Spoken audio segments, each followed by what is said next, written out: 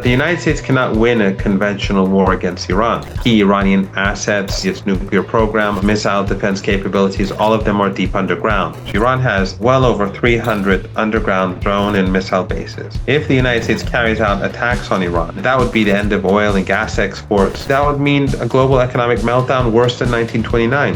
The United States would not succeed in a military conflict with Iran, however limited, but the Israeli regime is pushing for that conflict. The West is now really at war with the world. The trade war, the war with Russia, all the conflicts that we're seeing. The situation is not improving for the United States. It's getting worse. Iran is not going to give up its sovereignty due to any threat made by the United States or anyone else. World War III is already happening. This is a house of cards, and it is in the process of collapsing right now. You're going to see an economic crash, the likes of which we've never seen. Hi folks, Canadian Prepper here. Today, we're joined by Dr. Mohammad Marandi, a prominent Iranian academic, political analyst, and government advisor. Dr. Marandi brings a deeply informed and uniquely nuanced perspective on Iran's role in regional and global affairs. I want to break the ice today by asking you a question about Iranian culture and academia, because I've had some Iranian roommates when I was in university and they were doing their graduate studies. And I know that Iran ranks among the highest in terms of IQ.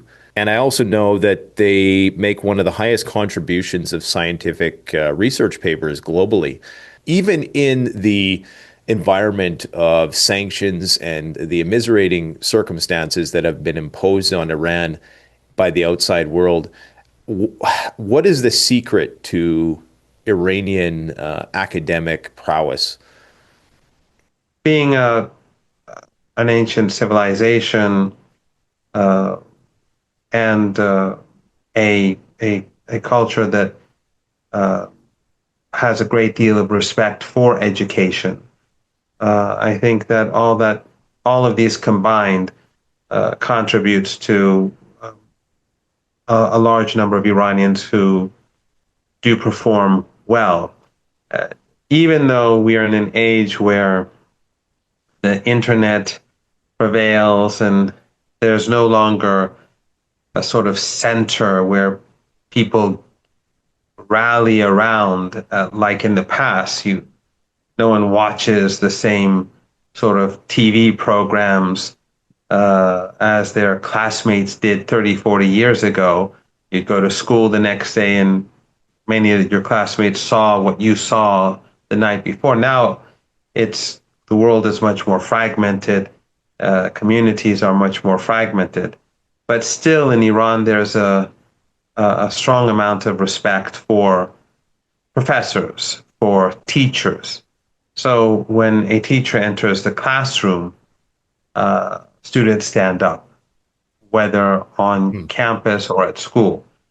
I, for a brief period of time, taught at different universities outside of Iran. And I remember the first time that I entered a classroom in a Western university, I was surprised that when I entered, I shouldn't have been, but I was surprised that the students were just sitting there waiting for me to begin. Whereas in Iran, the entire class would stand up. And if a student didn't stand up, I would jokingly just stand there and saying, do you want me to help you? Do you want us, in order to encourage this, not because it's important for me personally, but I think it is that sort of respect that they show for teachers and educators is a positive thing. And so probably it is a combination of the things that I said and many other things that I've missed that contribute to this. That's very interesting. This is anecdotal, but I've known a lot of Iranian people who've immigrated here to Canada, and these are among the most deferential and kind people that I've met. And again, it's anecdotal, but I can't for the life of me understand. Maybe you can explain, why is it that the United States and Israel in particular, and not the U.S. people in particular, but the administrations, the CIA, Why are they so hell-bent on Iran's destruction? I think there are a lot of reasons. One is, of course, when it comes to the Israeli regime, Iran opposes this ethnocentric ideology of Zionism.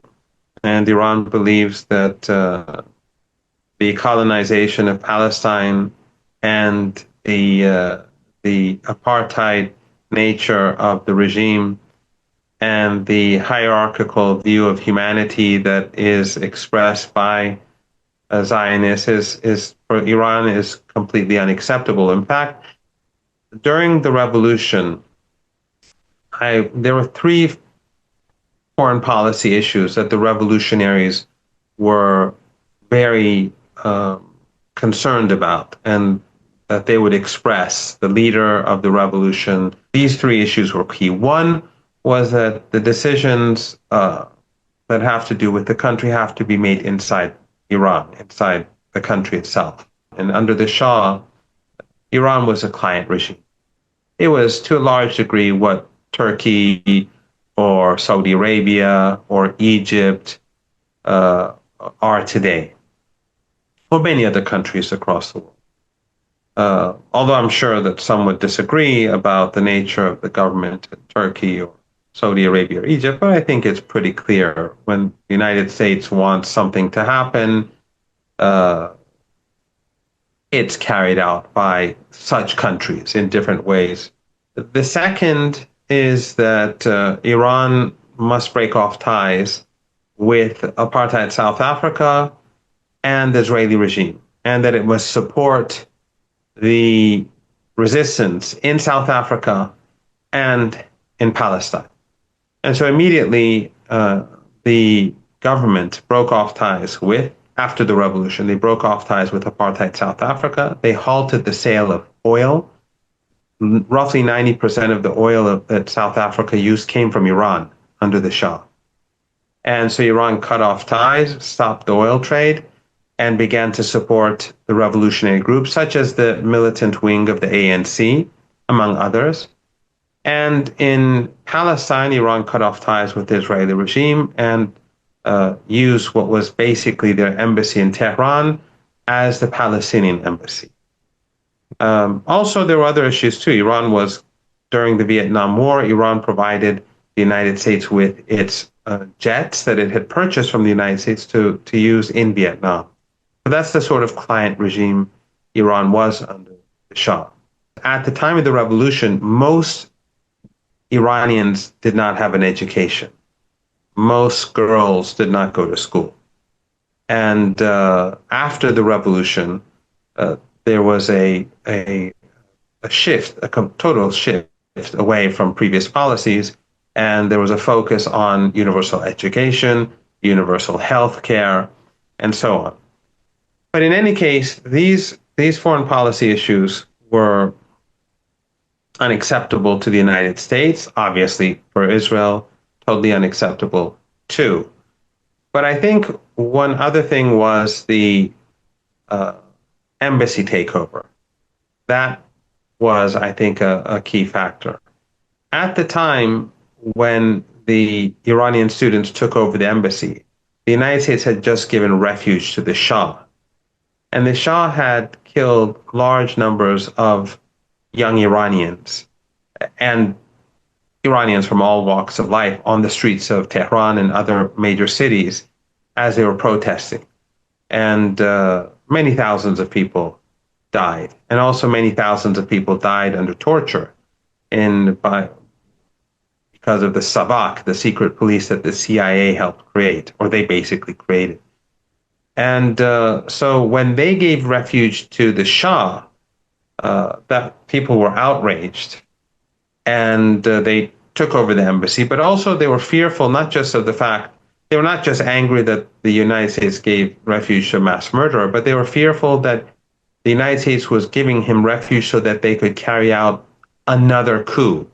Because in 1953, the United States used the very same Shah when he was younger to stage a coup in Iran and overthrow the national government. Yeah. So Iranians were fearful of a repeat of history. Those students took over the embassy, and the Americans like to think of this as the beginning of history, like sort of like October the 7th. Yeah. They want to take out the context. October the 7th was the result of many decades of genocidal behavior by the Israelis, ethnic cleansing, and so on. And the embassy takeover was the result of U.S. policy towards Iran. But I think all of that contributed to this animosity on behalf of the United States, whereas they really never forgave Iran from becoming independent and having an independent foreign policy. And then one thing led to another. The Americans supported Saddam Hussein against Iran. The West gave Saddam chemical weapons to use against Iran. And it just got worse. Instead of trying to rectify the situation, move towards rapprochement, the United States and Europeans began to become more deadly in their approach towards Iran, and that led to basically to where we are today. So up until recently, in the last few weeks, I've been watching a lot of your interviews, and you were quite optimistic that there wouldn't be a war with Iran, perhaps in light of some tactics that have been deployed lately diplomatically between the United States, Israel, and Iran. It seems as though you're becoming a little bit more pessimistic in your outlook. What do you think the prospect for a peaceful resolution is at this point in time? And where do you think the negotiations are at? Do you think there's going to be a deal? And can the Iranians rely on that deal? I think we have to make a distinction between war and military conflict. War would mean that the United States bring in 1.5 million troops. If they really want to engage in war with Iran, they have to make that sort of commitment. And the United States just doesn't have those resources, that sort of money. The United States is no longer the hyperpower in the world. You have rising powers, China, Russia, Iran, of course, BRICS countries. We live in a very different world today, and the United States has multiple crises, both at home and abroad: Ukraine, trade war, and of course, U.S. support for the genocide in Gaza and the conflicts across West Asia. So I don't see the United States as capable of in engaging in war with Iran. That doesn't mean that the United States won't carry out airstrikes. That's a different thing. I think it would be very, very difficult for the United States. They would become very vulnerable because Iran has a strong air defense, and also because key Iranian assets, especially its nuclear program, among other things, its missile defense capabilities, all of them are deep underground. And so I think in any military exchange of that sort, the United States won't have the upper hand. So I'm not sure if that's going to happen, but the United States is the United States would not succeed in a military conflict with Iran, however limited. But the Israeli regime is pushing for that conflict. In other words, they want the United States to sacrifice itself and its soldiers and its money and its wealth for the sake of the regime, the Israeli regime. That is a possibility. The nuclear negotiations are complicated. They're always complicated with the United States. The main reason is that the United States is not a reliable country when it comes to deals.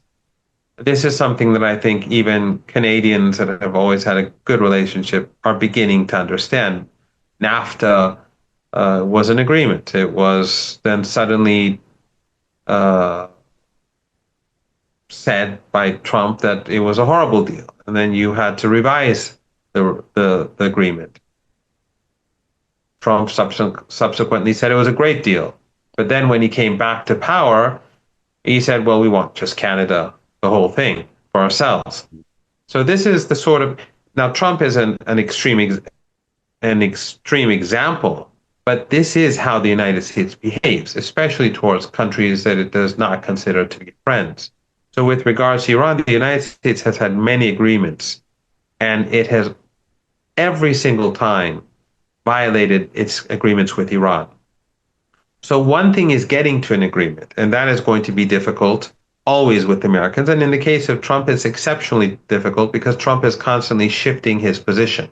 And we've seen that in the trade war, how he changes his position. We've seen how on Ukraine, he's shifting his position. How, with regards to the ceasefire in Gaza, which his own man, Witkoff, put together, literally a few days later, Trump, after the ceasefire, on the eve of his presidency, he said Palestinians must all be ethnically cleansed. So he undermines even his own agreements. And so while he's he's constantly moving the goalposts, shifting his position, and undermining his own agreements. That makes it virtually impossible for the Iranians to conclude a deal, and if they do conclude a deal, to be confident that that deal will remain in place. But I think it is the duty of the Iranian government to see what can be done. There are red lines that the Iranians will not cross, and they will not allow the Americans to dictate anything to Iran at all, especially anything that undermines Iran's sovereignty. But the Iranians will continue to negotiate to see if they can get a deal. I know on the topic of reliability of deals, I know you and Scott Ritter had a difference of opinion in terms of whether Iran's agreement with the United States would be honored and whether it's already a foregone conclusion, knowing full well, I think, Ritter's argument. And I know you guys are on good terms, so I'm not at all trying to triangulate or anything here, but I know that one of his arguments was that, well, they have to come to some sort of deal or else, right? And we know what happened with Iraq. They tried that, and despite the compliance, there was a war anyways. Are we to presume then that there's already a decision that has been made?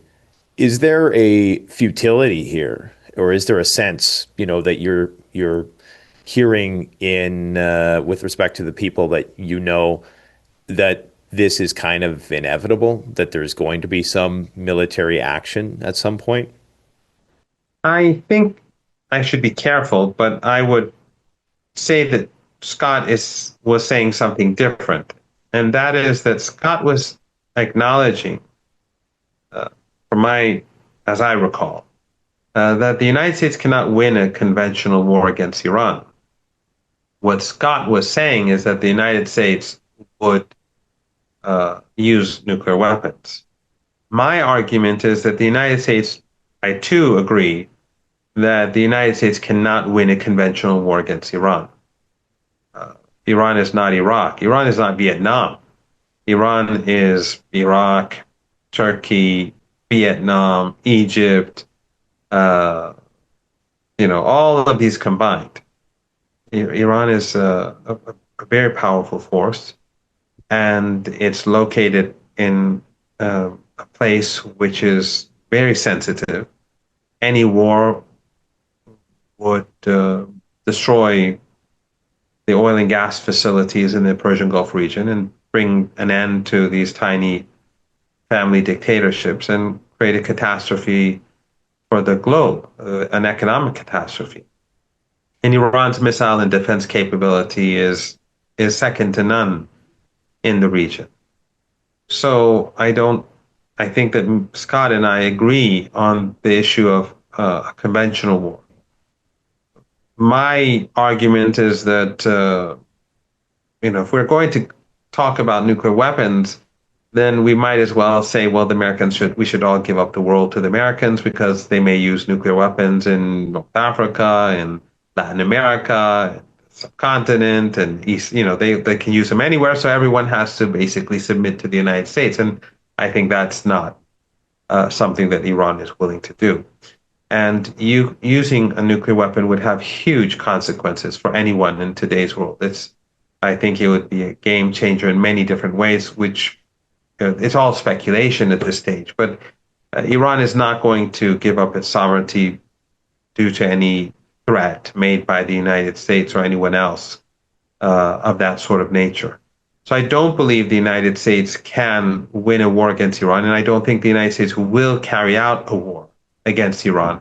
But as I said, there's a difference between airstrikes on a few installations and a war where you have millions of people like involved, like in Ukraine. I don't think we're going to have a war like in Ukraine. A few airstrikes, I don't think the Americans will be able to get away with it. I don't think the Americans would succeed. I think they would pay a heavy price. So do I think it won't happen? No. Under normal circumstances, I think it wouldn't happen, but I don't think that that's enough, because the United States does not act in its own interest. It acts in in our part of the world. It acts in the interest of the Israeli regime. In other words, Israeli interests are more important for the U.S. government than American interests. They're more important for the United States than the interests of the American people.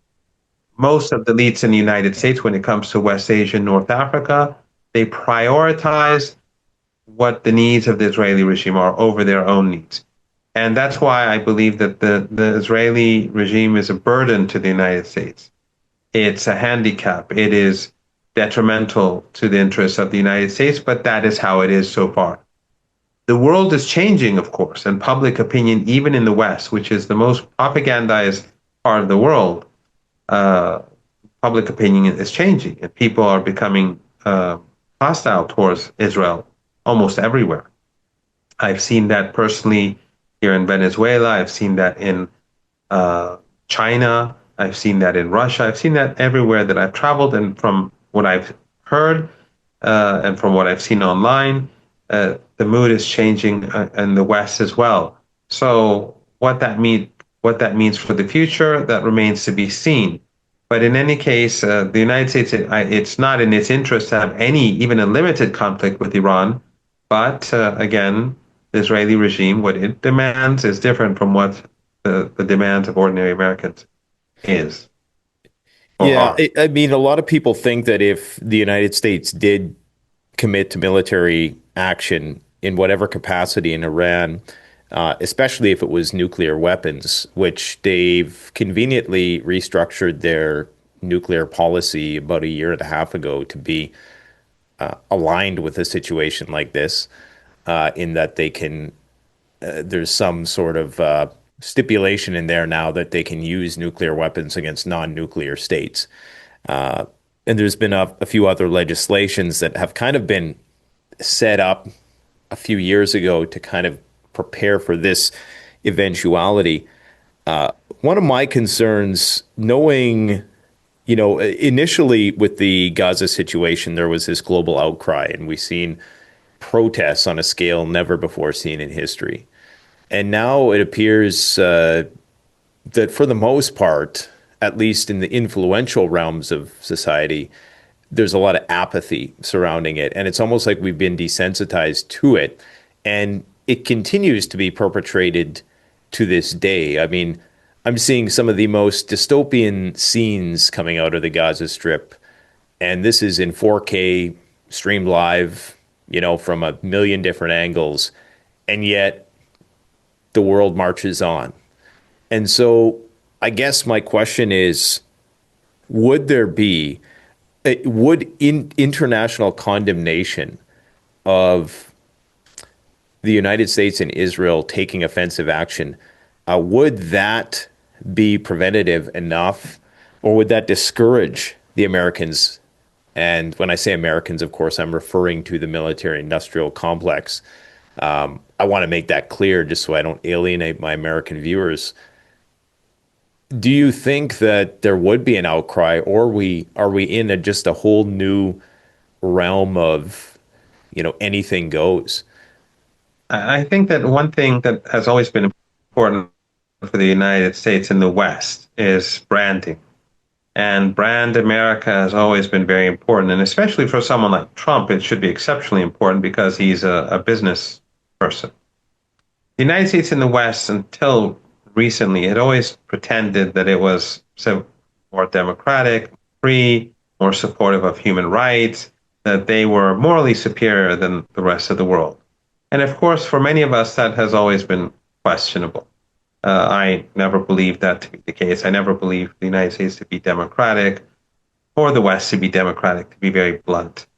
There are positive things in the West, but democracy, I don't believe, is one of them. I think that the elites have always had the power, and whoever becomes president in the United States has been in charge of the entire North America and Western Europe geography, regardless of who's chosen in these other countries. That's how it has been. And the media is in the hands of the powerful. And so ordinary people really don't have, there's no democracy of information. And so the wealthy, the powerful in the West have been in charge, but there's this illusion of democracy, an illusion of freedom, and an illusion of human rights. But I think after Gaza, that has been completely demolished. And I think it's clear, even among my more liberal students on campus, that even those who are very critical of Iran and those who are opposed to the political order in Iran, that they no longer see the West as this utopian land, part of the world which believes in freedom and democracy. And so the West is really, I think this is true across the board. And from what I've seen in my interactions with people outside of Iran, I think that the United States has undermined itself utterly, and so has the collective West. And that has benefited all of the rivals of the United States enormously, whether it's Russia, whether it's China, because people across the world don't see China as genocidal. They don't see Russia as genocidal. They don't see the Palestinians or the axis of resistance as genocidal. They see the United States, the Europeans, and their allies in Palestine as genocidal. So there has been a sea change. There may be apathy, and I'm sure it's understandable. And of course, I think everyone should be as active as possible in any way or form, whether in the West or outside or in the broader world. But I do think that this change in mentality has occurred, and that it is a sea change, and that the longer that this genocide lasts, the more entrenched it becomes, the more permanent it becomes. I think that Israel has forever been demolished. It will never be seen as a normal society. And I think this is going to bring an end to the regime itself. I don't think such a regime can last very long, no matter how long or how much the Americans and the Europeans try, especially at a time when the West is now really at war with the world. The trade war, even among themselves, in a sense, they're at war, but the trade war, the war with Russia, all the conflicts that we're seeing, and now the United States again threatening the EU with tariffs and then backing off. And this, I think, shows this is quickening, in my opinion, the decline of the United States. And the Israeli regime needs a strong West to maintain itself, because it is not a powerful regime. It's a very weak and vulnerable entity. It's completely dependent on the West. That's where its weapons come from. That's where its ammunition comes from. That's where its aid comes from. That's where the investment comes from. Everything comes from the West. And the weaker the West becomes, the weaker the Israeli regime becomes. So you see the West with many rivals now across the world. Its energy is being divided on multiple fronts. It has many problems at home and among themselves.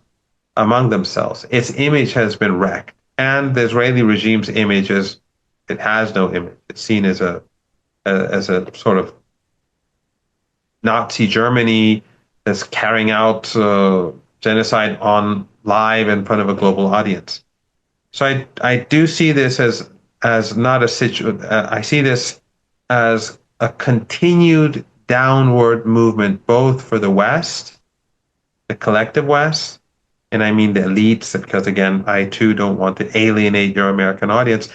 Many Americans are against this. Many young American Jews are at the forefront of the resistance against what's going on in Palestine. Heroic, people making big sacrifices, university students, people losing their jobs, people being harassed. There are many heroes in the United States from different religions, races, and different walks of life. But I'm talking about the power, the center of power, Washington, and the subordinate centers of power across Europe. I think that their decline continues, their relative decline. It will continue. And that, I think, is terrible news for the regime in Israel. So, on the topic of the Brookings Institute, who published a paper, I think it was back in 2012, entitled Path to Persia, there was a strategy that was outlined there, and I'm not sure if it's something that is strictly adhered to by the current administration or the continuity of administrations. But the strategy was such that the U.S. would kind of befriend Iran or act as like some third party, string them along in negotiations, and that Israel would kind of blindside negotiations, attack Iran, and then Iran would retaliate, and then that would be used as justification to bring the United States in a war. So up until this point, you've kind of talked about how military viability in terms of, you know, whether or not the United States could engage in full-on war with Iran, at least at this point, is pretty much off the table. But could you foresee a situation then? Do you think that this is a strategy being employed? Do you think the Iranians are aware of this strategy? And do you think that maybe, while a war in the near term is not likely, but that they're trying to provoke Iran into doing something which would provide justification for a much broader conflict down the road somewhere? I do think that the so-called deep state in the United States, the neocons, the Zionist lobby, whatever you want to call it, would love to see some sort of false flag operation succeed. And if you recall, Trump was assassinated twice that we know of. And at that time, they were trying to pin the blame on Iran. And even Trump seemed to be foolish enough to believe the claims. But it came out, as we all were expecting, that this was being carried out by forces inside the United States. And probably those very same forces were trying to pin the blame on Iran. I do think that that is something that we should be wary about and that we should be waiting for. More false flag operations carried out by the Mossad, or elements within the CIA or other agencies, in the hope that that could bring about some sort of major conflict between Iran and the United States. However, I think the more we move forward, the more difficult it becomes to bring about war. And again, I'm making a distinction between war and military conflict. I think war is highly unlikely, but as we move forward, it becomes even more unlikely because the situation is not improving for the United States. It's getting worse. And I think the war in Ukraine in the coming months is going to become more of a burden to the collective West as well. And the trade war is going to have economic consequences that we're going to be feeling across the world, but mostly, I think, in the United States in the coming months in a bigger way than we do now. That's how I understand the situation. So I think as we move forward, the United States' position when it comes to conflict with Iran becomes more difficult. Doesn't mean it becomes impossible, but I think it becomes more unlikely. But a limited conflict, again, is always possible. But let's look at what happened to Yemen. The United States carried out a war against Yemen. The New York Times said they spent $7 billion on ammunition. And of course, we saw 3 F-18s fall into the Red Sea. Many expensive drones, each costing tens of millions of dollars. If the ammunition does not include that and the fuel and everything else, then they could have costed them up to 9-10 billion dollars in just 1 month. And what did they achieve in Yemen? Nothing. They did not degrade their very well entrenched military capabilities. They did not weaken the Yemeni government or Ansarullah. And they failed. And ultimately, the Americans backed down, they capitulated, and they didn't even include the Israeli regime in their ceasefire deal. They didn't even include the British. They just walked away. And we went back to the status quo before they started this war against Yemen. So how in the world does the United States think it's going to defeat Iran if it couldn't defeat Yemen after spending $7, $8, $9 billion in just a few weeks? That's the point that I'm making. So even in a limited exchange, Iran could destroy U.S. assets across the region because of its missile and drone capabilities, which we all know Iran is a superpower when it comes to missiles and drones. Anyone can just ask the Russians or the Israelis. But also we have to take into account that this region, as I said earlier, is very, very, very vulnerable. The Persian Gulf is not very wide, and Iran owns half of the Persian Gulf. That's why it's called the Persian Gulf. Mm-hmm. And all these oil and gas installations are right on the other side of the Persian Gulf. Iran has its own, but then these tiny Arab family dictatorships all have these facilities, and they host American bases. So if there's any conflict between Iran and the United States, all of these regimes are vulnerable. And the slightest conflict could bring down each and every one of them. Qatar only has a population of 350,000 or so. There's over 1 million people, well over 1 million people in Qatar who are indentured servants. If there's any conflict, those indentured servants will take over. The same is true with the Emirates. These regimes wouldn't last, and that would be the end of oil and gas exports. So that would mean a global economic meltdown worse than 1929. So I don't believe that the United States will carry out war. I think it is possible that they may carry out a limited strike, but they would not have the upper hand. But the West has not conducted itself, and I mean the elites, based on rational thinking. And therefore, what I'm saying is all based on rational thinking. And when you have actors in Washington who are supporting and facilitating a genocide, a Holocaust in Gaza, and they still support it, and they're very proud of it, then you can't rule out anything. And that is why Iran is going to continue to prepare itself for conflict. Yeah, because if you look at, World War II and Pearl Harbor, it was that flashbulb event. I call them flashbulb events because it has to be something that gets deeply etched in people's memory for it to be useful from a propagandistic perspective. I guess if Iran's going to be put in a position where it needs to respond with True Promise 3 or whatever it's going to look like or be called, and presumably that would have to be more substantial than True Promise 2.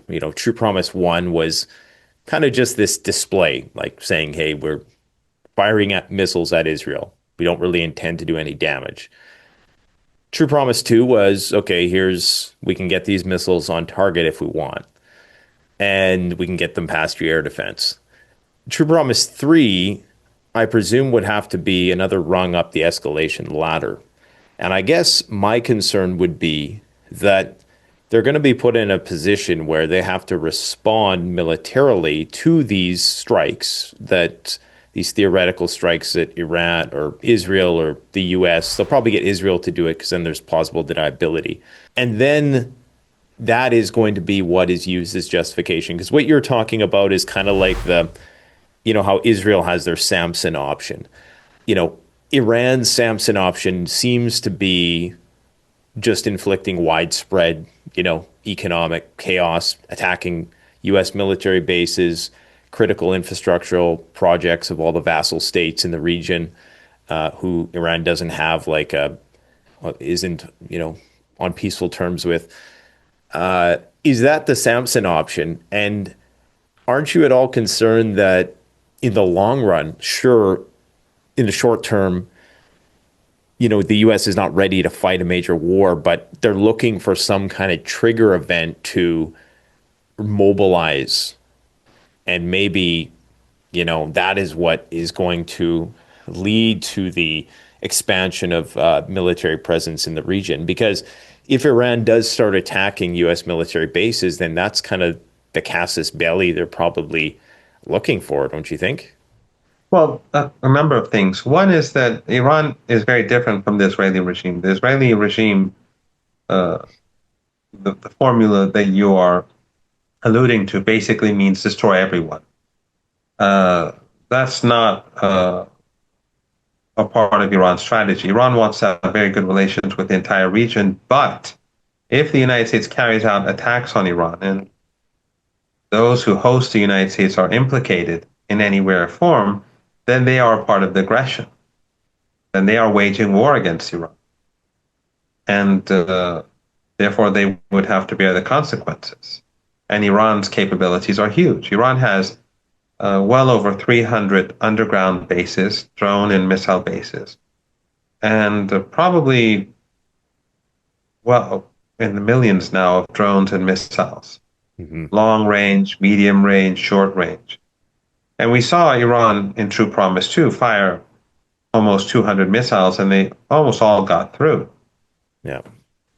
Now, True Promise 1 was more about testing the Israeli regime's defenses. True Promise 2 was testing Iran's missiles. If and when True Promise 3 comes, and I should say when, then it will be much greater than True Promise 2. Iran right now is very busy working on its missile and drones to make them more precise. And Iran is building up more underground bases and more missiles as well. Iran could crush Israel if there is war. But again, Iran does not want war in the region. Iran wants the global economy to thrive. Iran wants good relations with neighbors. Iran wants the Israeli regime to collapse under the burden of its crimes and its racism and how the world has turned and the world has turned against it. So I don't know what is going to happen in the future. It's of course impossible for someone like me to say. But what I am saying is that the United States is very vulnerable to Iran's military capabilities. And that if there is a conflict between Iran and the United States, I don't think the United States is in a position to wage a war against Iran. It would probably have to back off. Otherwise, that's what the Americans should have done in Yemen. Yemen, which is much weaker than Iran. Iran's power is infinitely greater than Yemen. After a month or so of heavy airstrikes and killing innocent civilians, the United States achieved nothing and wasted, $7, $8, $9 billion. And they backed off. Why? Because it just wasn't something that they could do. They couldn't succeed. Otherwise, based on the logic that some Americans would like to engage in, the Americans could have sent a couple of 100,000 troops. It's not as simple as that. That would have been a war like Afghanistan. It would have meant trillions of dollars. And the U.S. economy is in very bad shape as things stand. And I don't think Trump's presidency would survive another major war, even in Yemen, let alone Iran. So I don't think, and again, this is speculation. I don't have evidence for this, but I don't think that the United States would want even a limited conflict. That's what the Israelis would want. But ultimately, if there is one, Iran would hit back hard. And I think ultimately the United States would have to back down and say that Iran capitulated. Just like in Yemen, we saw how Trump said Ansarullah capitulated, or what they like to call the Houthis. They capitulated, but when we saw the terms of the deal, it was clear that it was Trump who had capitulated. So on the topic of the 300, nuclear bunkers in Iran, we've seen what happened Not with nuclear bunkers, underground missile and drone missile and bases. drone bases, Yeah. right? We've seen what happened with Nasrallah and the asymmetrical nature of that pager attack. And it seemed like the strategy was this sort of meticulous, systematic decapitation of all the leadership in order to disrupt the chain of command and just create communication chaos amongst the ranks. Do you think that Iran is prepared for that type of asymmetrical warfare? Because it seems like that is the only viable military option that they have, is to somehow disrupt the chain of command and wage war from the inside. Do you think there's increased vigilance around like cybersecurity, hygiene, and just knowing what we know about what happened with those pagers? I mean, I'm sure that the Iranian military must be on a very high state of alert for the electronic devices that they're using, because of course this could be potentially replicated. Is there to your knowledge, a increased awareness of that type of threat? Well, there's a difference between Hezbollah and Ansarullah and Hamas and Iran. Hamas controls Gaza, and therefore it has always been much more easy for them to control the security situation in the country.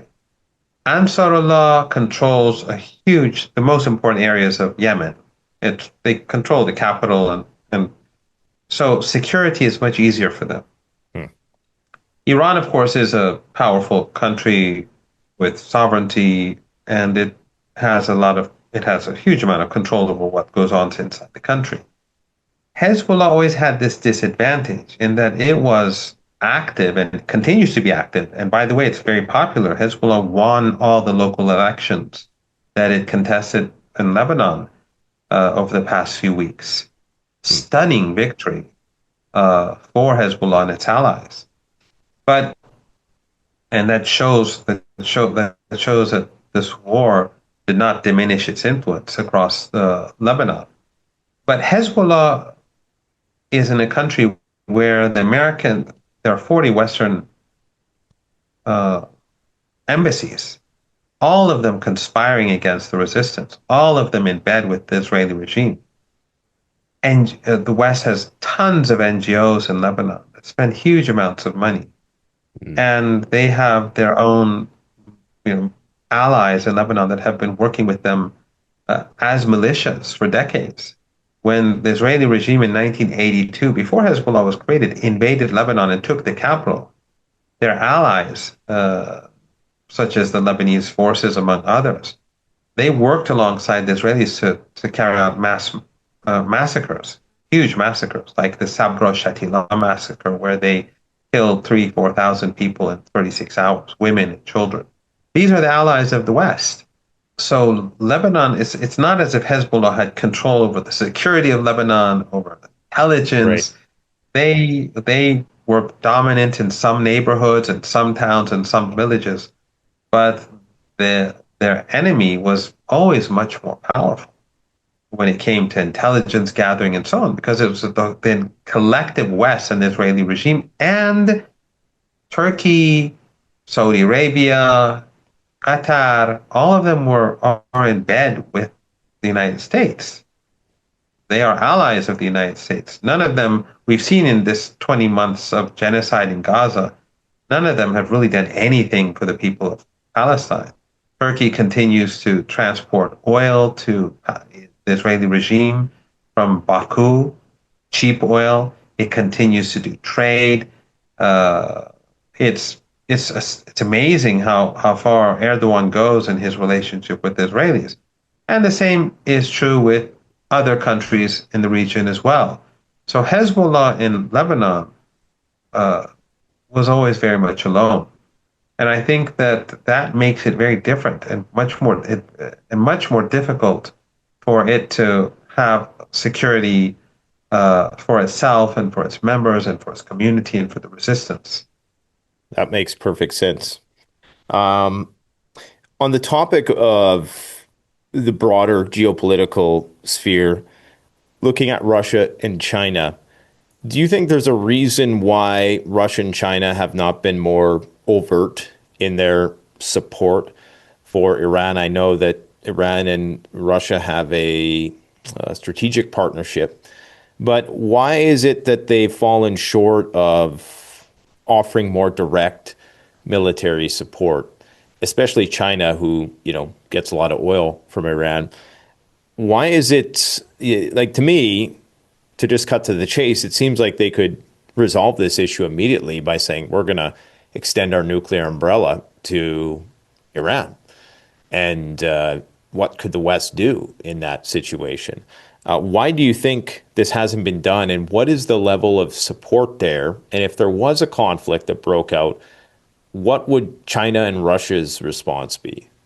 Right. Well, first of all, I have to point out that I'm in a hotel and I'm discovering that this is not a very comfortable seat. So if you see shifting around, No worries. It's a If bit you need uncomfortable. to get up and stretch your legs, that's fine. Every time I move, my leg hits the stand. So, Oh, geez. yeah, that's I won't sort of hold you. trapped here. I won't hold No, you it's much okay. longer. First of all, I think that the relationship between China, Russia, and Iran these relationships have evolved enormously over the past few years. And this is largely the doing of the United States. After the war in Ukraine, Russia has tilted towards Iran very significantly. And of course, the relationship had always been improving as Russia rose. And Russia was more cautious earlier on because of the power of the United States and the fear of sanctions. But gradually the relationship grew as Russia rose. But after the war in Ukraine, Russia tilted heavily towards Iran. The same was true with China. China-Iranian relations always were on the rise, but China was always cautious about the United States. But the greater the conflict, after the trade war, after Trump came back to power this time around, the Chinese tilted also heavily towards Iran. So the relationship between Iran and Russia and Iran and China is evolving pretty quickly. And the Iranian president will actually be traveling to China pretty soon. At least that's the plan. But China and Russia, they have their own policies, they have their own priorities. For Iran, the issue of Palestine was always a key issue, as I said, from the very beginning of the revolution. Iran is completely opposed to ethno-supremacism in Palestine. And it's quite stunning how Iran has for decades been antagonized in the West because of this policy. That basically what Iran is saying is that there should be no hierarchy in Palestine of humanity. The West finds that to be unacceptable. And you may be surprised to know, maybe you do know, but some of your viewers may be surprised to know that Iran is the only country in West Asia and North Africa. I don't consider the Israeli regime to be a legitimate entity. But as far as I know, it's the only country in West Asia and North Africa where we have a Jewish MP in parliament. In fact, the Iranian constitution, the post-revolutionary constitution, says that there must be a Jewish MP in parliament. There must be Christian MPs in parliament. There must be Zoroastrian MPs in parliament. So the Jewish community has an MP, even though they're not huge in number. We have Jewish synagogues in Tehran. We have kosher restaurants in Tehran and in other cities like Isfahan. And we have a Jewish community that is a part of civil society and which plays a role alongside all other Iranians. But you would think, based on Western narratives, that Iran is hostile towards Jews. That's not the case. In fact, I would say that Iran has, over the last 40 some years, been very, very, very careful to make a clear distinction between Judaism and Zionism. And in fact, not for the international community, but for Iranians. The narrative has always been inside Iran that Jews are completely separate, and Iran has always given voice to the Jewish community that spoke out against Zionism.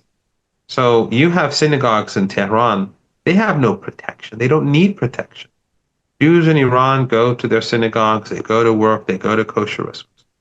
They don't need a police officer or anyone standing by, because there's never been a single case that I know of where a member of the Iranian Jewish community has been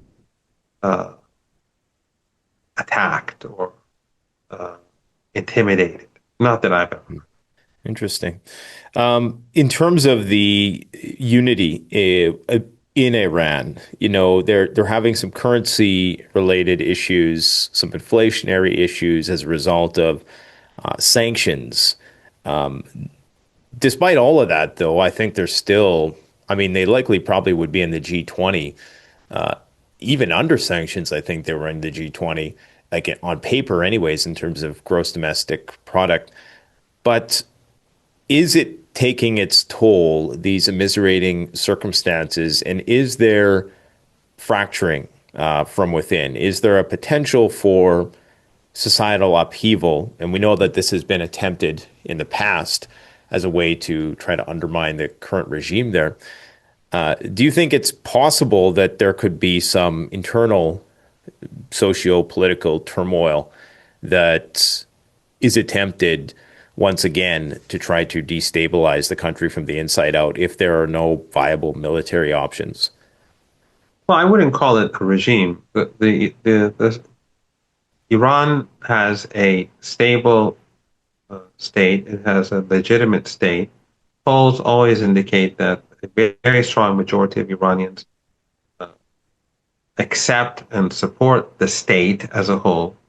But overwhelmingly, Iranians are dissatisfied with the economy. Overwhelmingly. And part of it is because of sanctions. Part of it is because Iranians feel that the government or successive governments have not done a good job, or at least the sort of job that they expect them to do. And that, I think, is something that in the West would be considered or should be considered to be normal. But when it comes to Iran, somehow they interpret this differently. So in Iran, if there are divisions and people are debating, and we have enormous debates on Iranian websites and Telegram channels and online, you have very different voices. Some do not want us to support the Palestinians. They just want us to give lip service. Others say we should support them further. Some say we should compromise more with Americans. Others saying there should be no compromise at all. And there are, all sorts of positions in the middle between these different voices. In the West, they would like to call that checks and balances and freedom of speech. In Iran, they like to call it fracture, division, discourse, threat. civil war. Yes, exactly. Yeah. So even though the West has always been trying to undermine Iran, strangled the people so that the people fall to their knees and overthrow the government out of desperation, and that shows that the government has a high degree of legitimacy for the West and feel the need to make ordinary Iranians suffer and die in order to get rid of a government that the West hates. But no, I think it's very clear that the Islamic Republic of Iran is stable and strong and legitimate in the eyes of the population. Does that mean everyone supports its policies or people are satisfied? No. When we sit together, when I sit among friends, no one sits and praises the government. We're always complaining. If we sit in a taxi, no one says, wow, things are so fantastic. I mean, ever since I recall, that's just how Iranians are. That's how we all are. Well, I defend Iran all the time on these online platforms because of Western narratives and because of the misinformation and disinformation that's spread by Western media and Western government. But if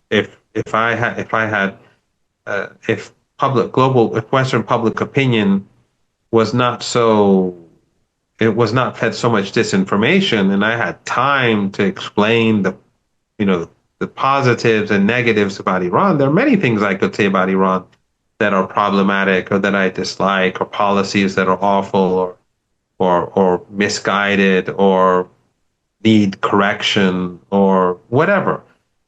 But Iran is a normal society. It's like other normal societies, and it has almost a 90 million population and 19 million, I would assume, different opinions as a result, of course, excluding infants and small children. I just have a couple more questions for you. One is the theocracy and the distinction between the theocratic leadership and the political leadership.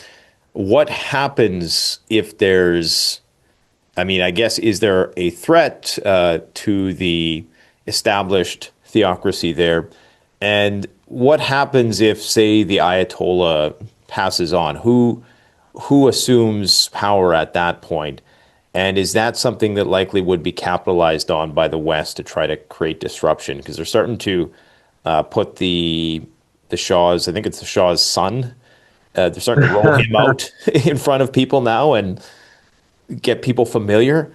Can you just maybe quickly explain how the system works, like where the true power lies, and what happens if the Ayatollah passes on? Which obviously, I mean, a lot of these, no matter if it's Trump, Putin, Ayatollah, I mean, they're all getting older, right? What happens in that situation? Well, this notion of the Shah's son or the MEK or the other terrorist organizations coming to power in Iran just shows that the West believes its own propaganda. The Shah's son is a buffoon, and people see him as a buffoon. And his family stole billions of dollars of national wealth when they escaped the country. And his father betrayed the nation in so many different ways. And these people are never going to be popular. Just like the MEK terror organization, they're never going to be popular among ordinary Iranians. But there's an industry in the West. You know, they're paid, these different groups and people and opposition figures, and sort of like NED and USAID, how they work. It's a big industry. It's not just Iran, it's across the world. So they pay people, these are going to be the future leaders, and then these people with their budget, they pay congressmen and congresswomen and senators, and there's this circular movement. And of course, these people will say what needs to be said. Yes, the regime is about to fall, it's unpopular. They're not going to say, no, it's steadfast and strong and popular, otherwise they'd lose their budget. Why would they provide these people money if they're going to say that they can't do anything about Iran or Russia or any other country that the United States dislikes, whatever? But Iran has a constitution. The word theocracy is a word that I'm not quite sure what it means, because I think it means different things to different people. I would call Iran a limited democracy, an Islamic republic with a constitution, of course.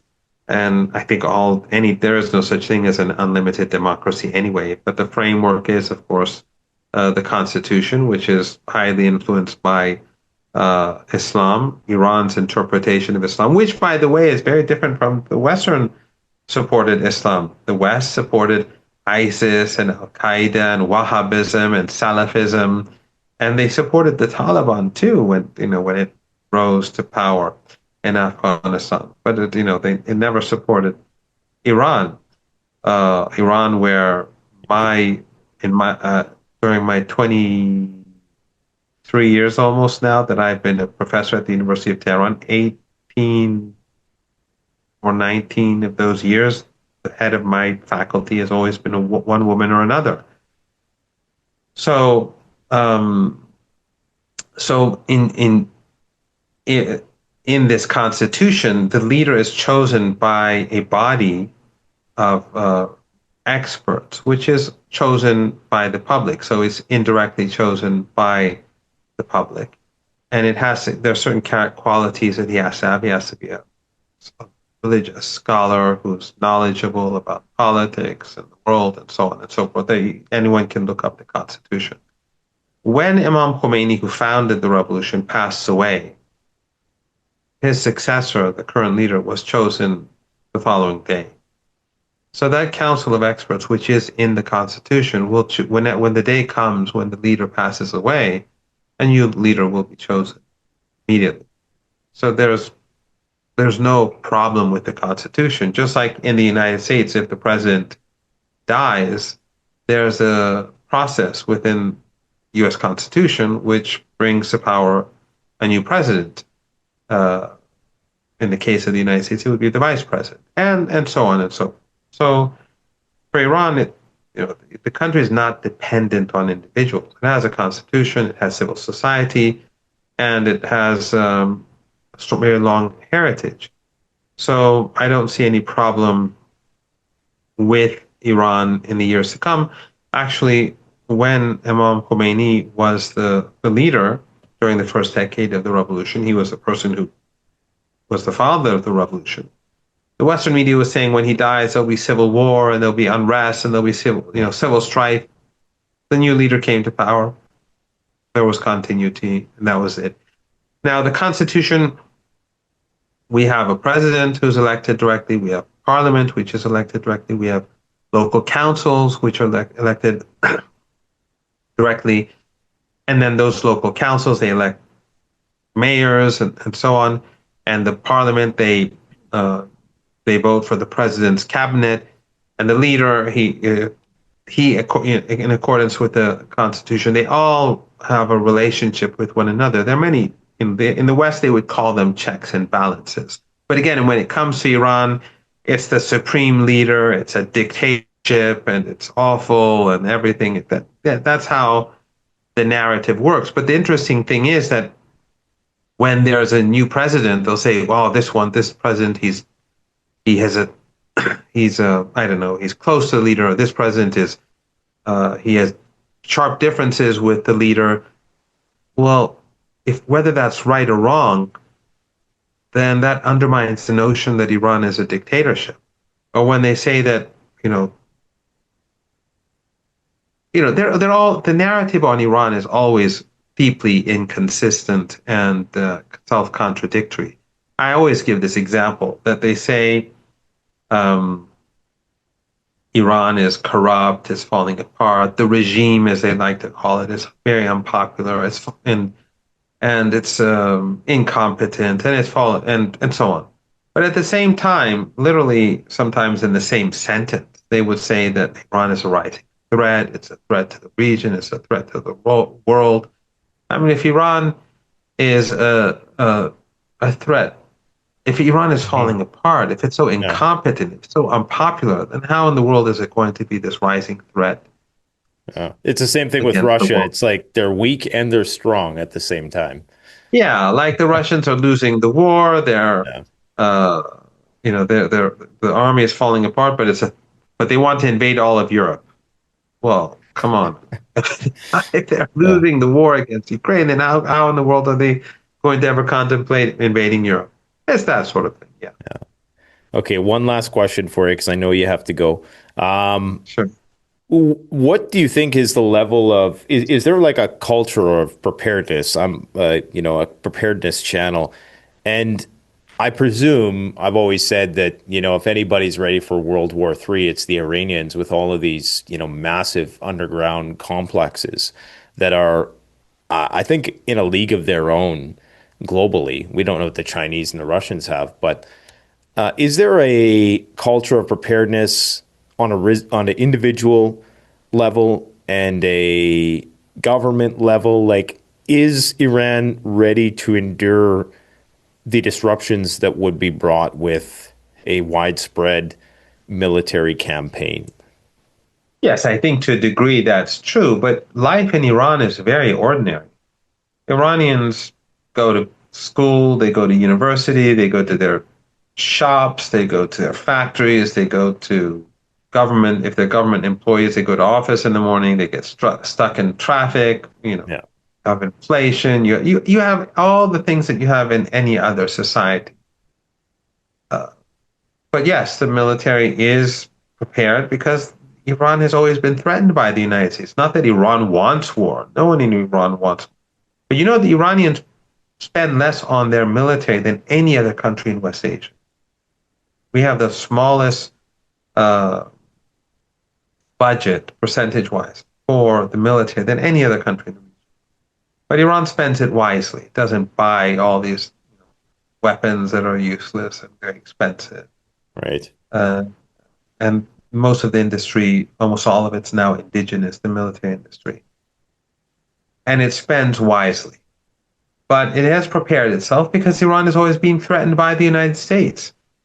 The fact is that if there was no Israel, and if Israel was not constantly pushing for conflict, I think Iran and the United States would have very good relations. I think, in fact, if it wasn't for Israel, the United States and Europe would have very good relations with the whole of West Asia and North Africa. And you wouldn't have all these refugees in Europe, which are causing the rise of the right wing, and in the United States. I mean, why is it that so many people left here, Venezuela, where I am right now, and it's very beautiful, actually. It's a very beautiful country. Why is it that so many people have left Venezuela? It's the sanctions. So if the United States was not trying to strangle Venezuela this whole time, you'd have excellent relations between Venezuela and the United States. You'd have trade and business, and you wouldn't have all these Venezuelans in the United States as refugees. They'd love to be at home, I'm sure, if they're good jobs. So U.S. policy, in whether here in Latin America or in West Asia and North Africa, in the case of West Asia and North Africa, it's Israel that pushes these, inhumane, barbaric policies that are destructive to and not in the interest of the West. If it weren't for these policies, we'd have, I think, the relationship between Iran and the United States would be very normal. And here in Latin America, the United States was not constantly trying to strangulate. And what sort of threat does Cuba pose to the United States? The United States has lifted the sanctions on Syria, and so has Europe, by the way. Syria, which is now controlled by the former deputy head of ISIS and the former deputy head of Al Qaeda, and someone who has slaughtered so many people. So, the most evil people after the Zionists are these people. They've lifted the sanctions for their government, for this new regime, but they won't lift the sanctions here in Venezuela or in Cuba. There is something deeply wrong in the United States and across Europe. Something deeply, deeply wrong. But yes, Iran is prepared for war because of the threats. But if the United States changed its behavior, if Europe's changed its behavior, they would benefit enormously by having a different approach. Excellent. There's 1,000 other questions I could ask you, but maybe we'll save that for next time. I just want to say, you're kind of in a league of your own in terms of communicating this perspective to people. There's not enough, it seems, people like yourself sharing that point of view. And just so you understand that you are a big deal in this space. And it's great to have you on. And I just would hope that there's more people like yourself who are, just trying to provide that point of view, because it's very rare, to have this communication. It doesn't seem as though, and Russia is kind of similar in that these are people with great diplomatic etiquette and discipline. But when it comes to their PR game, it's weak. They don't communicate well with the world.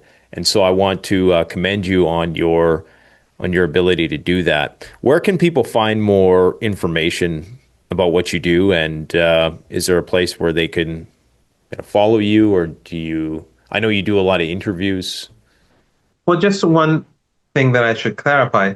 There are lots of people who are much better than me and smarter than me and who could put these views across. But it's not easy to be in this position. I mean, on shows like yourself, you ask reasonable questions, you're not abusive, but it's not, I don't think anyone, or probably no normal person, takes pleasure in being on Western news channels and being insulted and abused all the time and called all sorts of things. And whenever they fall short in their logic, they call you a mouthpiece or a mercenary, regime, whatever. So it's not something that people would take pleasure in, and it's very disruptive, by the way, because when you're constantly doing interviews, because people have things to do, and so it's not easy. But there are better people, I think, than myself who can make these points. I used to be on Facebook, but years ago I was removed, and the same is true with Instagram. I still have a Twitter account, which I use, and I guess if people search my name on YouTube, they can find interviews that I do on channels like yourself. But for the time being, I have a Twitter account. Well, thanks a lot for this service, and I would encourage people to go and follow some of the other channels who interview you frequently, and I hope to have you back again. So thanks for coming out today. Thank you very much for having me. The best way to support this channel is to support yourself by gearing up at CanadianPreparedness.com, where you'll find high-quality survival gear at the best prices, no junk, and no gimmicks. Use discount code PREPPINGGEAR for 10% off. Don't forget, the strong survive, but the prepared thrive. Stay safe.